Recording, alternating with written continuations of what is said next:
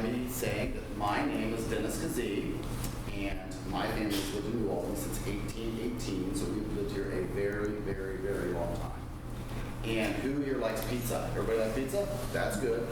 I own Eagles Pizza right downtown New Albany, so if you've ever been to Eagles Pizza, that's where I work. I've been cooking pizza since I was 11 years old, so I was almost your age when I started cooking pizza, a long, long time ago. So, today we're going to talk about the history of New Albany in the early years from 1803 to 1876. And so we're going to have to go very far, far back in time. And what I want to do is we're going to take this building and we're going to pretend it's a pretend building we're going to put on a spaceship. We're going to go back in time. And if you were now dropping this building right where it is today, and if you were looking out those windows, all you would see would be trees, just like that picture there. See how dark and gloomy? It's really kind of hard to see, isn't it? Because that's all there was. Is everywhere you look, there was nothing but trees. Trees were everywhere. Mr. Hall, next. Here you go. So, when the first people came here, the first white men came here, of course the Indians have lived here for thousands of years, but when the first white men came here, we had to measure the land because you have to measure the land before you can sell it. And people want to sell it. So in 1803, Ohio became a state, and Edward Tippin was our very first governor of Ohio. And it was actually his job to come to New Albany and walk these very fields. This man you see right there, walk these fields through the trees, and he made the first map of the township. Next.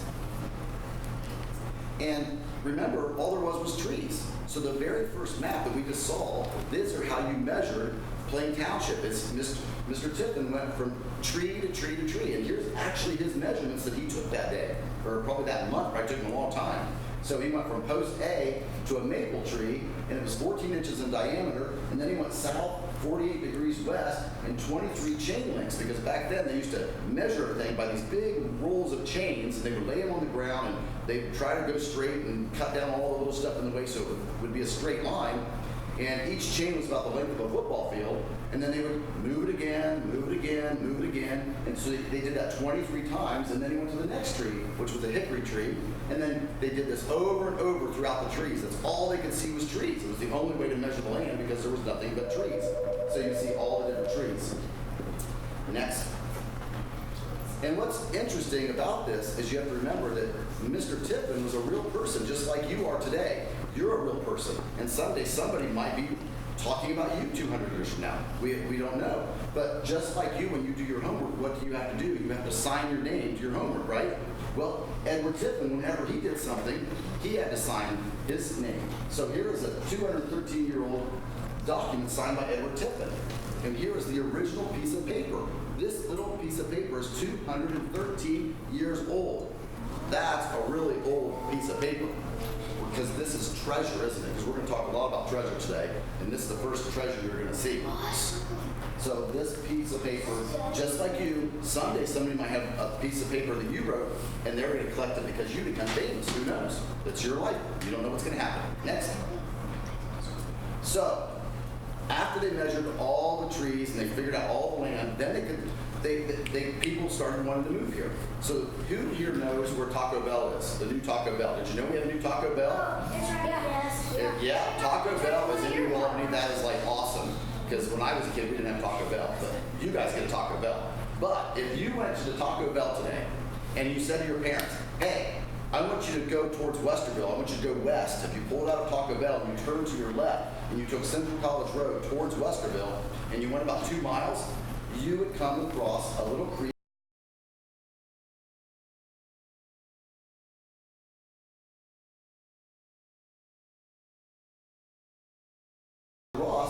made a model of the first log cabin that was in Plain Township. So Adam Baughman's original little log cabin house was recreated in 1950 for the Ohio Historical Society for a little display they were doing that year. And here's that little log cabin picture, and that was the very first one who lived here. Next. But look how things change. Every little, where's my little pointer? Every little dot, sorry, on this map, dot, dot, dot, dot, dot. All those dots and all those names represent people who lived there by 1856 when this map was made. So as you can see, people moved here really fast, didn't they? So we had one little log cabin, and then here we are 50 years later, and there's hundreds of log cabins. In fact, by 1840, there was 1,200 people that lived here in Plain Township. So that's quite a few people. Even New Albany was already here. So here's downtown New Albany. And so if I walk up here again, and if I point, right there is where Eagle Pizza is today. And it was Henry McCurry owned that, and he made it a country store. And that old building that we have our pizza shop in was an old country store built many, many years ago, right there on that spot. Next. So what did people look like back then? If you were alive back then, how would you dress? This is what people looked like during that time period in the 1850s and 1860s. Here, as you can see, they have all the old fancy dresses that the girls wore and the men wore, the little suits and the jackets for the little boys. Next. And so what would happen if you were a little boy during that time period, or a little girl? Let's say kids your age. They were just like you today. Look up in the very corner. What does that boy have on his chair? A dog. That's right. Who here owns a dog? See? So those boys and girls were just like you. They had little pet dogs, and they loved their dog just like you love your dog. And what about the little girl down here? What does she have in her hand? A doll baby. That's right, because they love toys. They like playing with their toys just like you guys do. And look over here on the little baby sitting on the stairs. See, Mom was probably trying to get that little baby ready to take the picture, but she would not put her shoe on. So finally they gave up and they took the picture with the shoe laying on the stair because they just could not get that shoe on there. Now, do you notice all the people in these old pictures aren't smiling? When you take a picture today, does your mom ask you to smile? Yes. Do you know why they weren't smiling back then? It's because they couldn't, they had to have a clamp. They had a clamp hold them in place, and if they moved, the picture would be blurry. So every photograph taken during that time period in history, they had a metal clamp that held their face straight, and if they smiled, their mouth would just blur enough because you can't hold a smile very long without blinking or moving. So that's hard to do. So instead they would just say, don't smile, don't move. They put the clamp on them, and that's why in all the old pictures, nobody is smiling. Next. So here we have some photographs of some people who actually lived in New Albany, Ohio. These photographs were actually taken by a photographer in downtown New Albany. As you see by the old picture over here on the corner, it says photographed by Goodrich and Pontius over Goodrich and Carpenter Store in New Albany, Ohio. So those people that you see right there actually lived in this town during the American Civil War. Next. And so let's say where was that photograph studio a long time ago? Right here it is. Here's the building where that photographic studio was, and the gallery was right there between those two windows, and that room up there is where they took those original photographs during the Civil War. And right here, over here, is the building where Eagle Pizza is today. So now we're going to go to the next screen. That building's still there. And look at that. There it is today. When you ride your bus downtown New Albany, there's the same two windows that the photographic studio was in. Right there is where those pictures were taken during the Civil War. And over on this side is where Eagle Pizza is. And if we drive up this road, we come up here to the school where we're at today, right? So that's where it was back then. Next. So another thing interesting about that time period for the Civil War is before New Albany was New Albany, it was known by a lot of people as Hope, because our post office was named Hope. That was a crazy thing to happen. See, Noble Landon founded the city, or the village, in 1837, and he called it New Albany. But for some reason, when he applied to the Postmaster General to get a post office in the town, he asked it to be named Hope. So here's an envelope mailed during the Civil War to New Albany, but it's actually addressed Hope, Post Office, Ohio. And a lot of the early maps don't say New Albany, they say Hope on them. So when you go home and you're talking to your parents, you say, you know what, Mom, we live in Hope, Ohio. And they're going to go, what are you talking about? We live in New Albany. And they say, nuh-uh. A long time ago, it was called Hope. And you can play a joke on your parents tonight. So that'll be fun. Okay? Next.